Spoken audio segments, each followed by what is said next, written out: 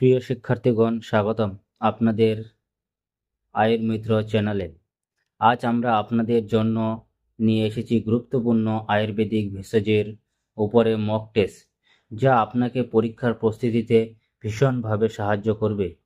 এই প্রশ্নগুলো আপনার জ্ঞান যাচাই করবে, প্রতিটি ভেষজের ব্যবহার এবং তার রোগ প্রতিরোধ ক্ষমতা সম্পর্কে বোঝানোর জন্য। প্রতিটি প্রশ্ন মনোযোগ দিয়ে পড়ুন, নিজের উত্তর দেওয়ার চেষ্টা করুন এবং ভুল হলে নোট করুন।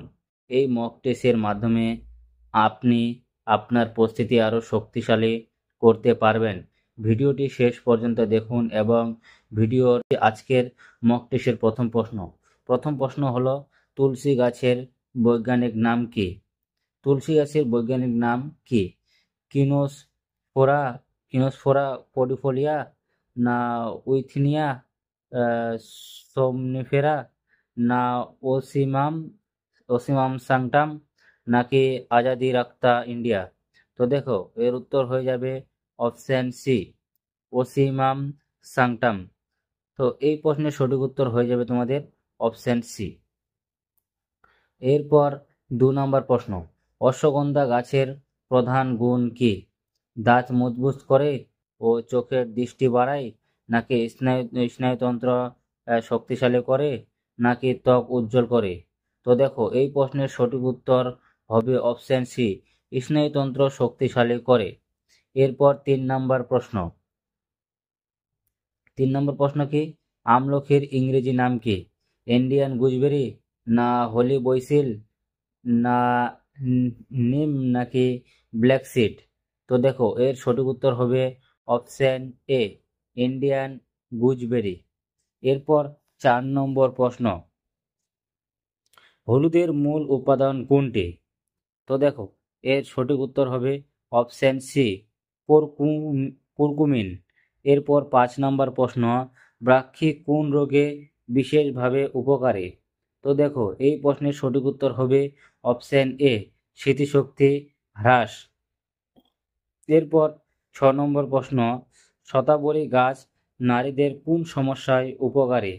তো দেখো, এর উত্তর হয়ে যাবে অপশন সি, বন্ধ্যাত্ব। এরপর 7 নম্বর প্রশ্ন, নিম গাছের বৈজ্ঞানিক নাম কি? নিম গাছের বৈজ্ঞানিক নাম, এটি হবে তোমাদের অপশন এ, আজাদিরাক্তা ইন্ডিকা। এরপর 8 নম্বর প্রশ্ন, গুরুচি বা গিলয় কোন রোগের উপকারী?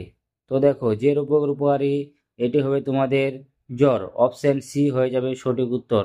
এরপর 9 নম্বর প্রশ্ন, আদার বৈজ্ঞানিক নাম কি? তো দেখো, এই প্রশ্নের সঠিক উত্তর হবে অপশন ডি, জিঙ্গিবার অপিসিনাল। তো দেখো, এরপর 10 নম্বর প্রশ্ন,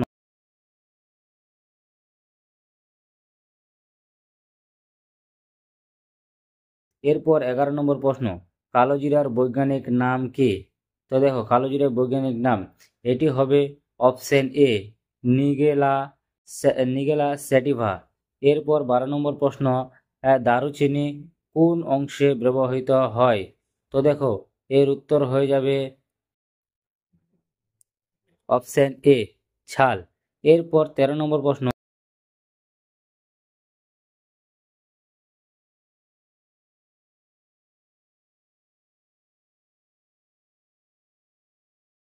এরপর 14 নম্বর প্রশ্ন, লবঙ্গের প্রধান রাসায়নিক উপাদান কোনটি? তো দেখো, লবঙ্গের প্রধান রাসায়নিক উপাদান তোমাদের হবে অপশন সি, ইউজেনল। এরপর 15 নম্বর প্রশ্ন, অর্জুন গাছ কোন রোগে বেশি উপকারী? তো দেখো, এর সঠিক উত্তর হবে অপশন সি, হৃদরোগে। এরপর 16 নম্বর প্রশ্ন, ভিঙ্গরাজ ভিঙ্গরাজ গাছ মূলত কোন অঙ্গে উপকারী? তো দেখো, লিভার, না চোখ, না চুল ও ত্বক, নাকি কিডনি? তো দেখো, সঠিক উত্তর হবে অপশন সি, চুল ও ত্বক।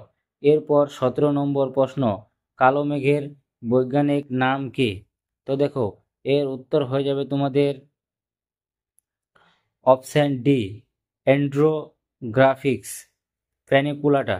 এরপর 18 নম্বর প্রশ্ন, ঘৃত কুমারী বা অ্যালোভেরা কোন কাজে ব্যবহৃত হয়? তো দেখো, ত্বকের যত্নে, না রক্তচাপ কমাতে, না হজমে, নাকি মাথা ব্যথায়? তো দেখো, এর সঠিক উত্তর হবে অপশান এ, ত্বকের যত্নে। এরপর আমরা চলে যাব 19 নম্বর প্রশ্ন। ইসবগুল কোন গাছ থেকে প্রাপ্ত রজন? তো দেখো, এর উত্তর হয়ে যাবে অপশান সি, টার্মিনালিয়া অর্জুন, নাকি অপশান ডি ওয়াশিংটন। এর সঠিক উত্তর হবে অপশান বি, কমিফোরা মুকুল। এরপর 20 নম্বর প্রশ্ন, পুদিনা পাতার প্রধান উপাদান কোনটি? তো দেখো, পুদিনা পাতার প্রধান উপাদান এটি হবে তোমাদের অপশান এ। তো আজকের মতো এই পর্যন্তই। আশা করি তোমাদের ক্লাসটি ভালো লেগেছে। তো যাদের ভালো লেগেছে তারা অবশ্যই কমেন্ট করে জানাবে। আর যারা নতুন তারা অবশ্যই চ্যানেলটিকে সাবস্ক্রাইব করবে।